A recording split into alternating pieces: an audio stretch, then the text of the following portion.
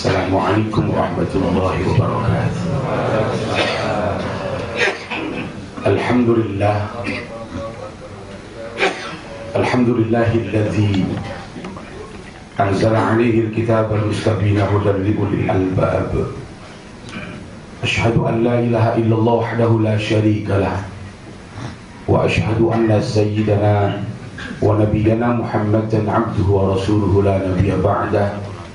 Allahumma shalli wa sallim wa barik ala hadzal nabiyil karim wa ala alihi wa sahbihi ajma'in, amma ba'd. Hadirin jamaah Musalla Al-Kautsar yang selalu dicintai dan dimuliakan oleh Allah Subhanahu wa taala. Kesempatan siang hari ini alhamdulillah kita selalu memanjatkan rasa syukur kita di hadapan Allah karena berkat kudrah dan iradahnya hari ini kita baru saja menyelesaikan kewajiban kita di hadapan Allah, yaitu salat zuhur berjamaah. Salawat dan salam semoga selalu tercurah limpahkan ke hari bahan junjungan kita Nabi Agung Nabi besar Muhammad sallallahu alaihi wasallam. Hadirin, kita akan lanjutkan materi pada kesempatan siang hari ini dalam kajian kitab Mukhtar al-Hadis an-Nabawiyah yang alhamdulillah kita sudah sampai pada hadis yang ke-23. Sebagaimana biasa, sebelum kita akan mulai, terlebih dahulu mari kita baca surat Al-Fatihah dengan harapan mudah-mudahan materi yang nanti akan kita bahas dan kita kaji bersama akan betul-betul berjalan dengan lancar. Allah Azza wa Jalla akan memberikan petunjuk kepada kita yang pada akhirnya kita akan lebih dekat di hadapan Allah Subhanahu wa taala. Ala hadhihi niyyah wa ala kulli sharih wa la hadratan nabi Muhammad Rasulullah sallallahu alaihi wasallam wa thumma yawrusul muallif kitab khatam. Al-Fatihah. A'udzu billahi minasyaitonir rajim. Bismillahirrahmanirrahim. Alhamdulillahirabbil alamin arrahmanir rahim maliki yaumiddin. Iyyaka na'budu wa iyyaka nasta'in ihdinas siratal mustaqim siratal ladzina an'amta 'alaihim ghairil maghdubi 'alaihim waladdallin. Amin. Hadirin, di hadis yang ke-23 sahabat beliau baginda Rasulullah yang bernama Khuzaimah bin Thabit, Rasulullah sallallahu alaihi wasallam bersabda, ittaqu da'watal mazlum fa innaha tuhmalu 'alal ghamam yaqulullah wa 'izzati wa jalali la ansurannaka walau ba'da hin. Rawahu At-Tabrani. Ketika Rasulullah menyampaikan hadis ini, bahasa yang beliau lontarkan adalah kalimatnya ittaqu. Hendaklah di antara kita hati-hati, waspada, jangan sembarangan. Hati-hati terhadap apa kata baginda Rasul? Da'watal mazlum, doa orang yang teraniaya. Artinya doa orang yang terzolimi. Apa sih sebetulnya yang dimaksud dengan zolim? Dalam kitab yang saya bawa di kurasan kitabnya ini, namanya kitab Irsyadul Ibad yang dikarang oleh Asy-Syaikh Zainuddin bin Abdul Aziz bin Zainuddin Al-Malibari. Definisi daripada zalim kata beliau, az-zulma huwa wad'u syai' fi ghairi mawdi'ihi. Zalim itu adalah menempatkan sesuatu bukan pada tempatnya, mengambil sesuatu yang bukan haknya, merampas sesuatu yang bukan miliknya. Itu definisi daripada zalim. Apa sebab baginda Rasulullah SAW sampai mengingatkan kepada kita harus lebih hati-hati terhadap orang-orang yang terzalimi dengan doa-doanya? Dilanjutkan dalam hadis yang tadi saya baca, fa innaha tuhmalu 'alal ghamam yaqulullah. Karena doa orang yang teraniaya ini akan sampai di hadapan Allah. Kalimatnya adalah tuhmalu 'alal ghamam. Doa ini dibawa oleh yang namanya awan. Kemana nih doa akan dibawa? Menghadap Allah Subhanahu wa taala. Sehingga ketika sudah sampai di hadapan Allah, yaqulullah, Allah sampai berkata, wa izzati wa jalali.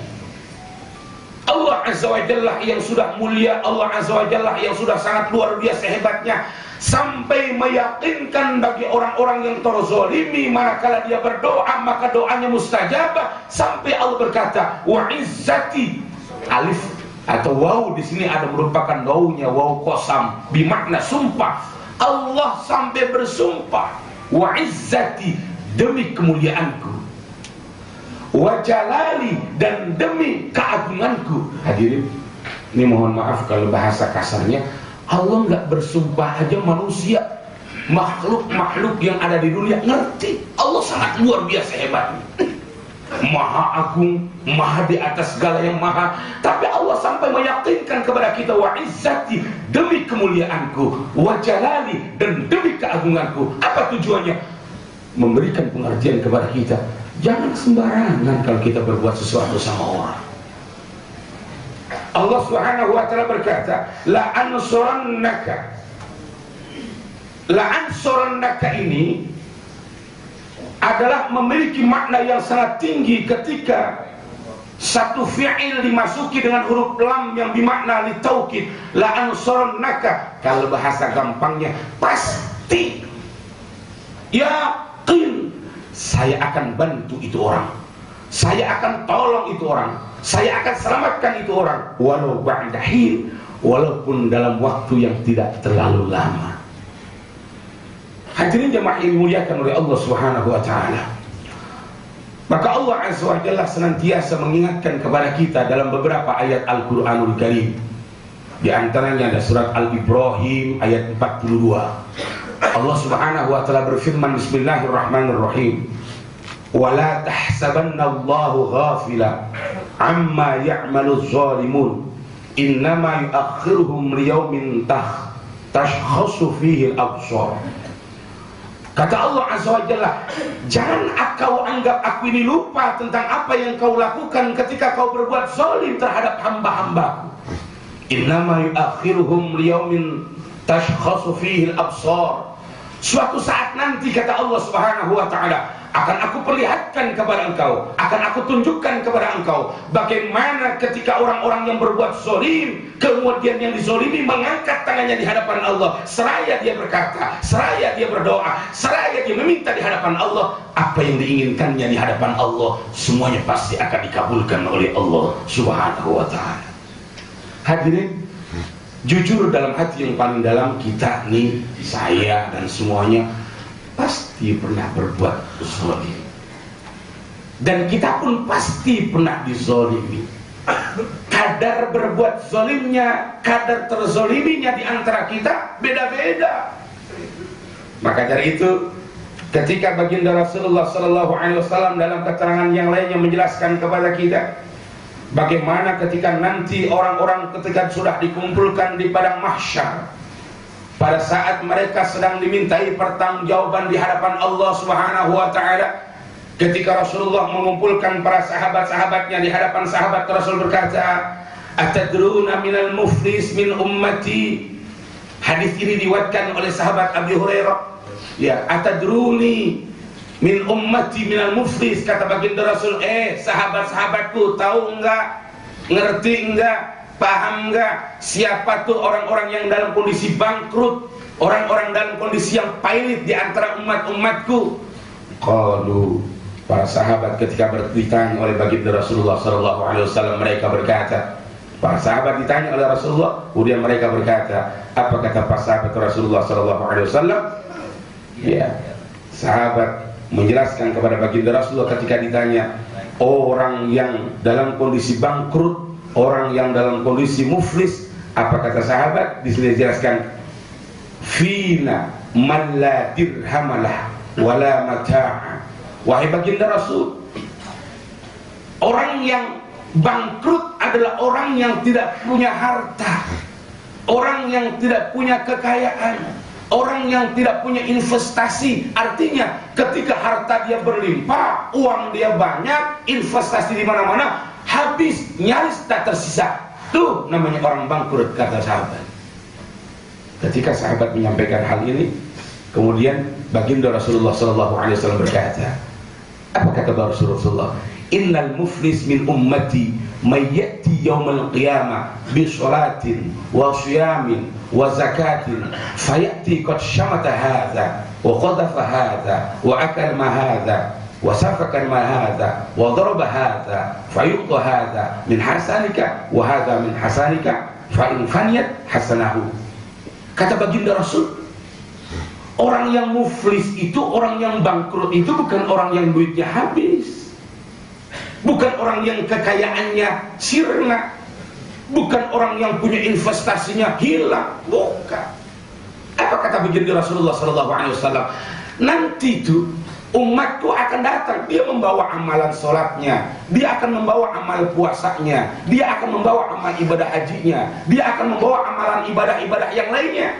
Tapi kata baginda Rasulullah SAW, sayangnya fayati qad syama hadza, itu orang tuh yang sholatnya bagus, yang pernah melaksanakan ibadah haji, yang dia pun melaksanakan ibadah puasa, bahkan pun dia berzakat. Kata baginda Rasulullah, qad syatama hadza, suatu hari dia pernah memaki-maki orang, suatu hari dia pernah menghina orang. Wa qadhafa hadza, suatu hari kata baginda Rasul, dia pun pernah menuduh orang sementara tidak pernah ada bukti.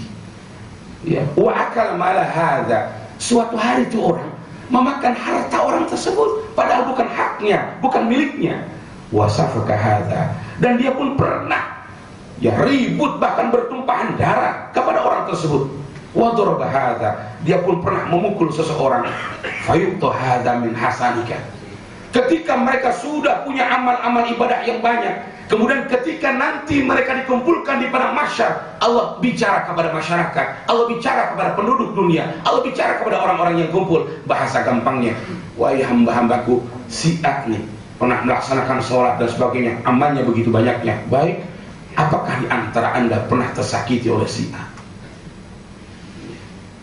Kemudian ada hamba Allah yang berkata, ya Rabb, saya pernah dulu tanpa ada kesalahan, tanpa ada masalah, saya dituduh telah berbuat ini, berbuat ini, berbuat ini, mohon izin Pak. Ketika orang sudah berkata begitu, nggak perlu lagi namanya tim investigasi untuk mencoba meneliti benar dan tidaknya. Tidak butuh lagi yang namanya para intelijen untuk meneliti apakah betul ini dia benar apa dan salahnya. Karena semua manusia tidak mungkin akan berbicara yang tidak pernah jujur. Apa yang dilakukan oleh Allah Azza wa Jalla ketika dia menuntut bahwa dia pernah dizolimi, diambil kebaikannya dari sholat yang pernah dia lakukan. Ada lagi orang yang berkata, ya Allah, pernah saya nggak tahu masalahnya, tahu-tahu saya dipukul. Yang pada akhirnya saya minta keadilan di hadapanmu. Amal kebaikannya pun diberikan kepada orang yang pernah dipukulnya.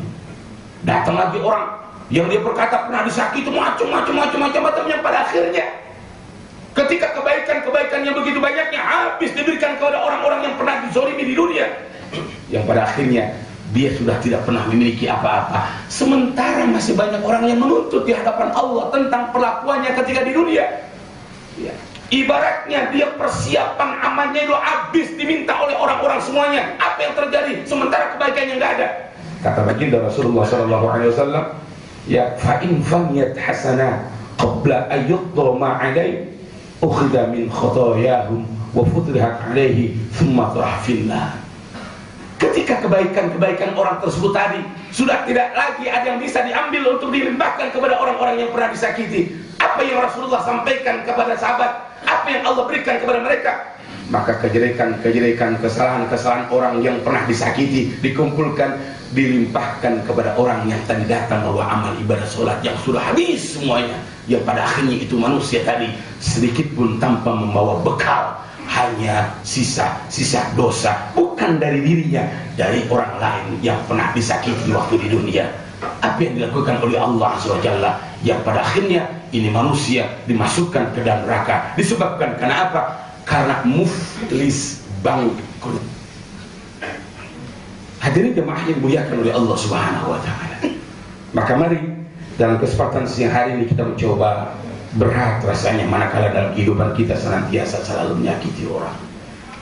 Manusia tidak pernah ada yang sempurna dalam kehidupan kita, tapi kita berusaha bagaimana menjadi manusia yang baik di hadapan Allah Subhanahu wa Ta'ala. Hadirin, Berkaitan dengan masalah zalim, baginda Rasulullah SAW pun menjelaskan dalam salah satu hadisnya dari sahabat beliau yang bernama Anas bin Malik radhiyallahu anhu, kata baginda Rasul, az-zulmu thalathatun. Zalim itu terbagi menjadi 3. Fazulmun la yaghfirullah.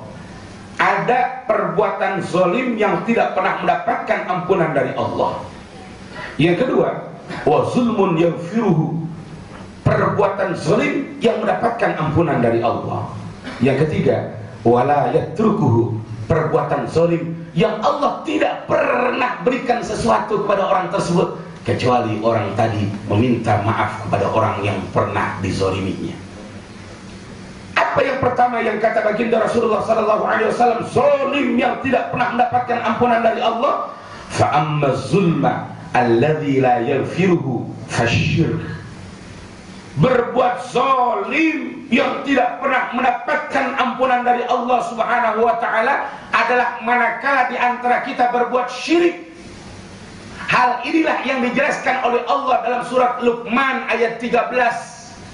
Ketika sahabat Luqmanul Hakim mencoba ingin memberikan nasihat yang terindah kepada anak-anaknya, di antara nasihat-nasihat yang Luqmanul Hakim berikan kepada anaknya, la tusyrik billah, jangan kau berbuat musyrik di hadapan Allah, inna syirka la zulmun azim. Karena apa? Perbuatan syirik adalah merupakan perbuatan zalim yang teramat berat. Perbuatan musyrik di hadapan Allah adalah perbuatan zalim yang teramat hebat. La yaghfiruhu, yang Allah Subhanahu wa taala tidak pernah akan memberikan ampun kepada orang yang berbuat musyrik. Bagaimana solusi ketika kita sudah berbuat seperti itu?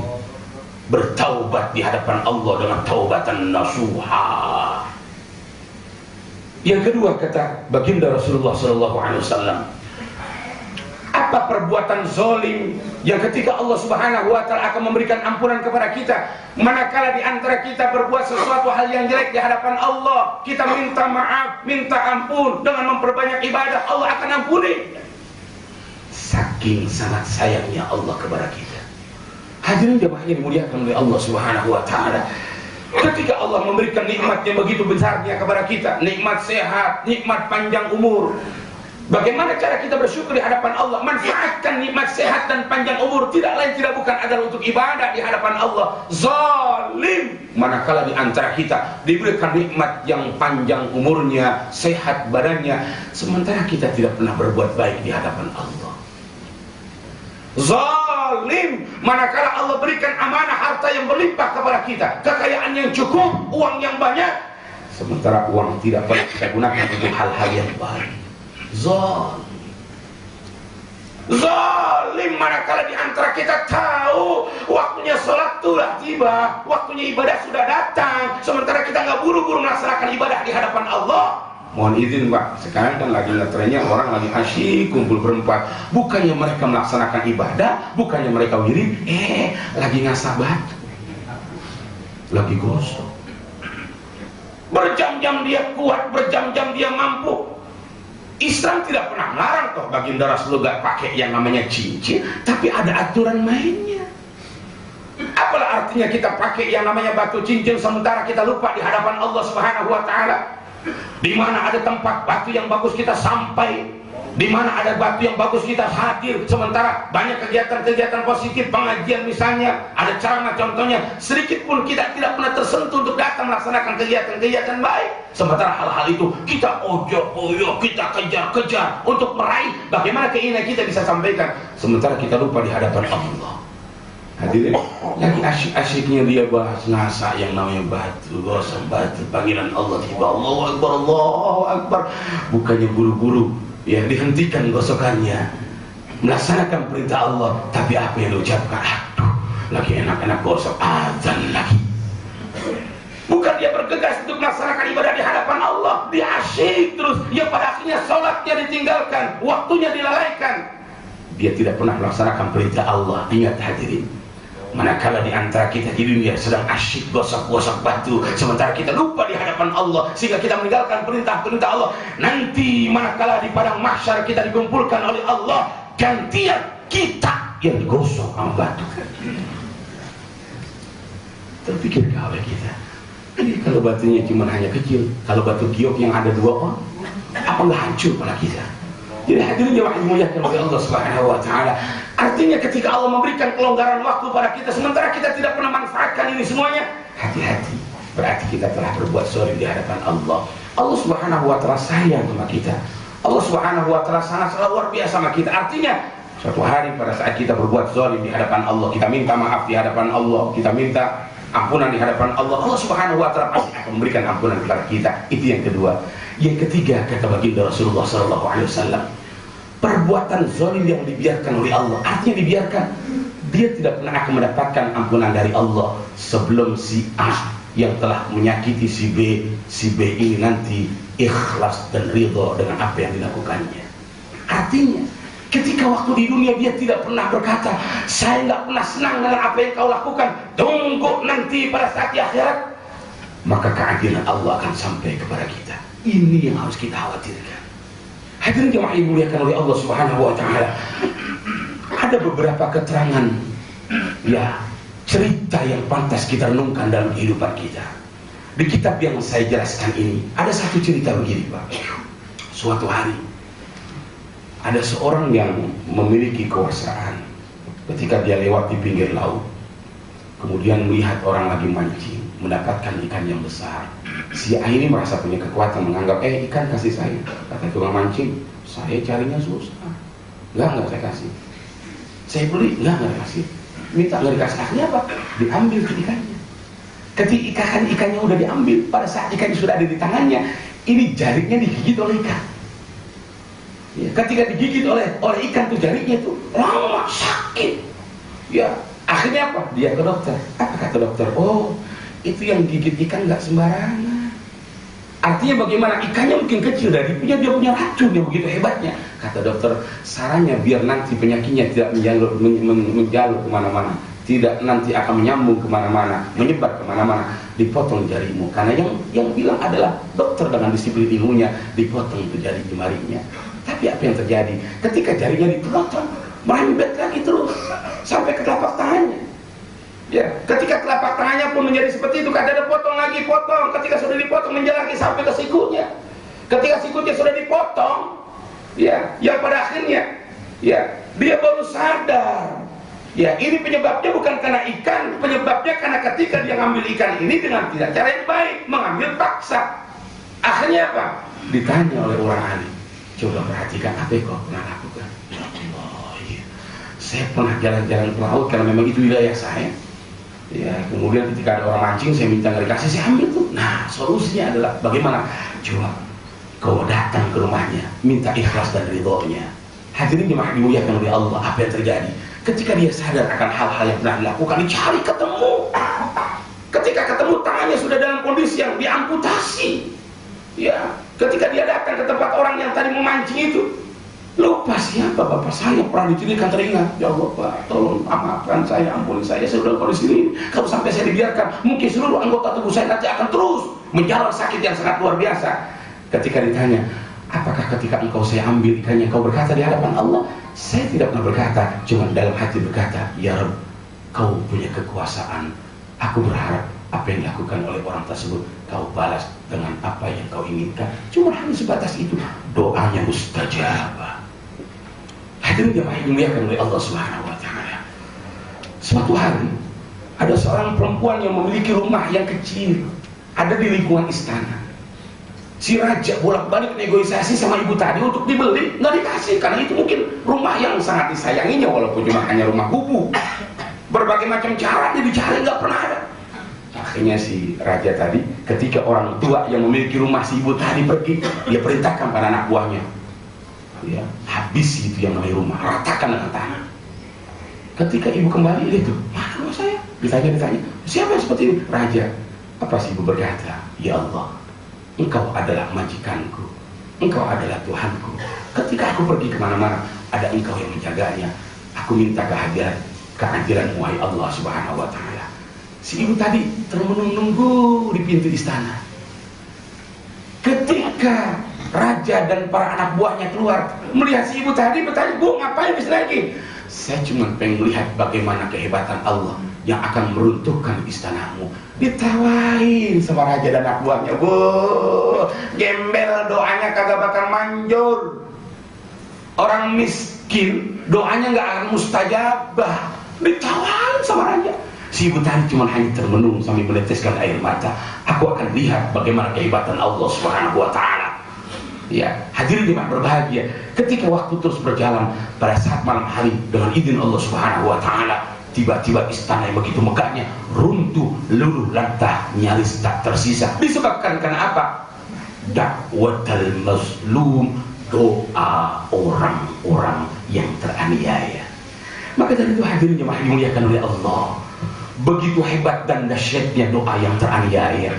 Makanya kita berusaha jangan sampai bikin orang kesel, jangan sampai kita mengambil hak-hak orang lain, jangan sampai menyakiti orang lain. Di antara perbuatan zalim yang Allah Subhanahu wa Ta'ala tidak pernah akan ridho kepada kita, manakala kita punya keluarga kita berbuat zalim. Bagaimana caranya? Pak, yang harusnya kita punya istri, kita kasih jatah untuk dalam 1 bulan kita punya gaji misalnya 5 juta, jatah keluarga 4 juta, tahu-tahu kita kasih cuma 2 juta. Zalim. Ada ibu-ibu di belakang? Kalau ibu-ibu bisa bertepuk tangan, pasti bertepuk tangan. Ya. Hadirin jemaah berbahagia, berzalim terhadap keluarga pun sama. Ya. Ketika ibu-ibu pun telah diberikan uang belanjanya dengan kesepakatan bersama, masih belum cukup juga, sementara kemampuan seorang suami nggak pernah ada, sampai dia berusaha bagaimana mengambil harta kekayaan suami, di dalam dompetnya diembat juga pada suami dalam kondisi yang mandi dan perpergian. Tuh ibu-ibu yang ada di belakang, kalau pernah melakukan hal itu pun hukumnya zalim. Satu-satu.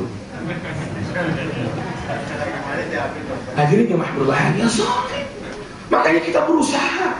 Manusia tidak pernah ada yang sempurna, tapi kita berusaha.